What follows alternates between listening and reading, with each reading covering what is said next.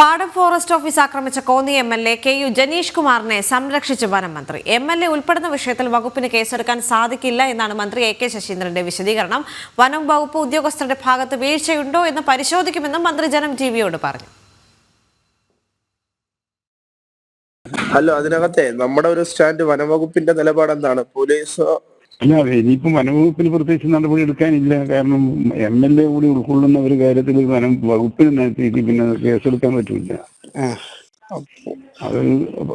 അതൊരു ഒരു പോലീസ് കേസായിട്ട് നിൽക്കുക, അത്ര തന്നെ.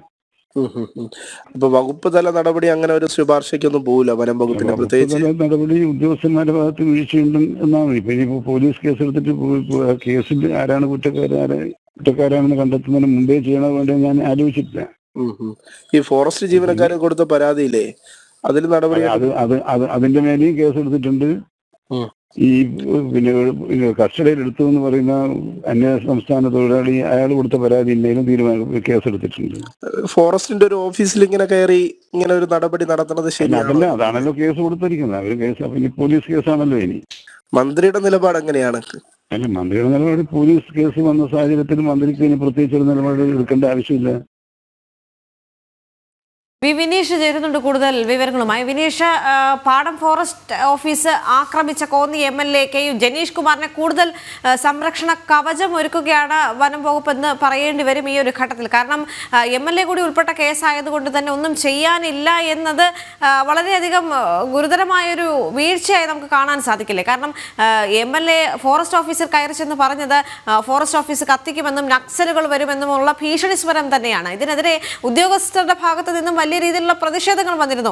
ഇതൊരു തെറ്റായ മാതൃകയാണല്ലോ. കാരണം ഒരു പോലീസ് സ്റ്റേഷനിലോ അല്ലെങ്കിൽ ഫോറസ്റ്റ് ഓഫീസിലോ മറ്റ് സർക്കാർ സ്ഥാപനങ്ങളിലോ കയറി ചെന്ന് ഭീഷണി മുഴക്കിയാൽ ഇത്തരത്തിൽ സംരക്ഷണം ഒരുക്കാൻ സർക്കാർ തയ്യാറാണ് എന്നുള്ളൊരു തെറ്റായ മാതൃക കൂടിയല്ലേ ഈ ഒരു വനം വകുപ്പിന്റെ ഭാഗത്ത് നിന്നുള്ള ഈ ഒരു നടപടിയിലൂടെ നമുക്ക് മനസ്സിലാക്കാൻ സാധിക്കുന്നത്.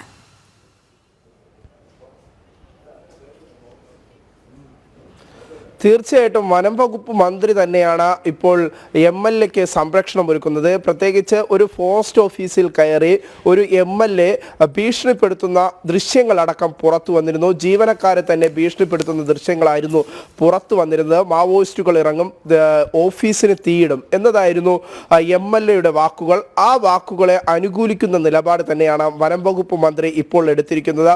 ഒരു ഫോറസ്റ്റ് ഓഫീസിൽ അതിക്രമിച്ച് കയറുന്നത് പ്രത്യേകിച്ച് എടുത്തു പറയേണ്ടത് അത് നോൺ ബെയിലബിൾ ഒഫൻസ് ആണ്. പ്രത്യേകിച്ച് ജാമ്യമില്ലാ വകുപ്പാണ്. ഒരു സർക്കാർ ഓഫീസിൽ അതിക്രമിച്ച് ഒരാൾ കയറി കഴിഞ്ഞാൽ അല്ലെങ്കിൽ അതിക്രമിച്ച് കയറിയതിനു ശേഷം ജീവനക്കാരുടെ ജോലിയെ തടസ്സപ്പെടുത്തുകയാണെങ്കിൽ അത് ജാമ്യമില്ലാ വകുപ്പാണ്. ആ വകുപ്പ് ചുമത്തി കൃത്യമായി തന്നെ എംഎൽഎക്കെതിരെ നടപടി സ്വീകരിക്കാം. പക്ഷേ അതിന് വനം വകുപ്പ് ഇപ്പോൾ മുതിരുന്നില്ല. അതിന് വനം വകുപ്പ് കൃത്യമായ രീതിയിൽ വനം മന്ത്രിക്ക് ഫോറസ്റ്റ്